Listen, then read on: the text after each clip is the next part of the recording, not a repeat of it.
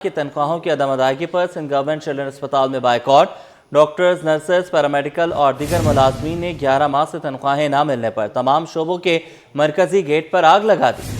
मरीज, बच्चे और वालदैन गेट पर धुएं के बायस मजीद बीमार होने लगे। इब्राहिम रिंद वहीं मौजूद हैं, उनसे जानेंगे, बताइएगा। जी देखिए, बिल्कुल इस वक्त हम मौजूद हैं बच्चों की बीमारी के दूसरे बड़े अस्पताल सिंध चिल्ड्रन अस्पताल नॉर्थ नाजिमाबाद, जिनके मुलाजमीन के सब्र का पैमाना लबरेज हो चुका है।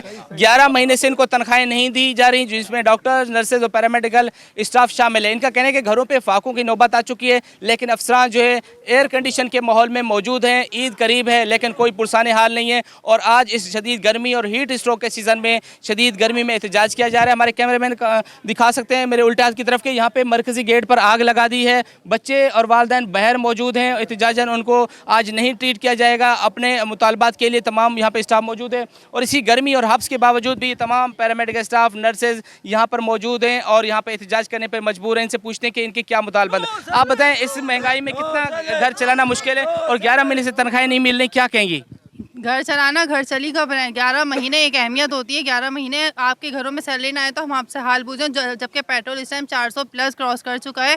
उसके बावजूद हमारे 11 महीने की सैलरीज नहीं दी जा रही। दी गई हैं, हमें ज़रूर दी गई हैं सैलरी, ये बोलेंगे हमें सैलरी दी है, बट 2 महीने की दी है, उसमें भी 1 महीने की पूरी आधी सैलरी डिडक्ट करके और 1 महीने की सैलरी कंप्लीट दी है। इट्स मीन कि हमें 1.5 महीने की सैलरी प्रोवाइड की गई है, और उसके बाद हमें सिर्फ बोल दिया गया कि सैलरी मिलेगी। अभी तक हमें कोई सैलरी का आसरा नहीं दिया गया। हमें हमारी सैलरी बहाल की जाए और हमें कॉन्ट्रैक्ट लेटर दिया जाए, और हमें इसके अलावा कोई नहीं चाहिए। हमारा कॉन्ट्रैक्ट लेटर हमारे हाथ में दे दें, हमारी सैलरी सारी क्लियर करें, और बस हमें कुछ नहीं चाहिए। जैसे कि स्टाफ की बात सुनी आपने कि घरों के अंदर फाकों की नौबत आ चुकी है। इंतहाई मुश्किल हालात हैं कि इस महंगाई में घर चला सकें ये ख्वातीन। इसी तरह हमारे साथ मर्द मौजूद हैं, इनसे पूछते हैं कि ये किस तरह घर चलाते हैं। आप बताएं, घर जाते हैं, घर वाले पूछते नहीं कि 11 महीने से काम कर रहे हैं, तनख्वाहें नहीं मिलनी, क्या कहेंगे? भाई अभी तो घर वालों ने पूछना ही छोड़ दिया, और इस तमाम सीनियरों का जिम्मेदार जो है सिंध गवर्नमेंट के साथ साथ हमारी एनजीओ पीईआई है। पीईआई को इस वक्त गवर्नमेंट ने 18 करोड़ का बजट दे दिया है।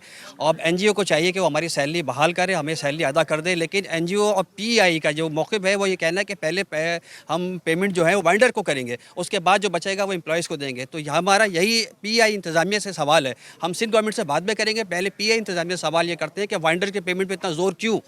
यहाँ 11 महीने से हमारे कभी सैलरी नहीं है, तनख्वाही नहीं है, घर चलाना मुश्किल हो गया है। हर तरह के मामलों को हम फेस कर रहे हैं, और आज इस गर्मी और हीट स्ट्रोक में यहाँ पे ये एहतजाज करने पर मजबूर है। इनका कहना है कि जब तक इनके मुतालबात पूरे नहीं होंगे वो एहतजाज का सिलसिला जारी रखेंगे।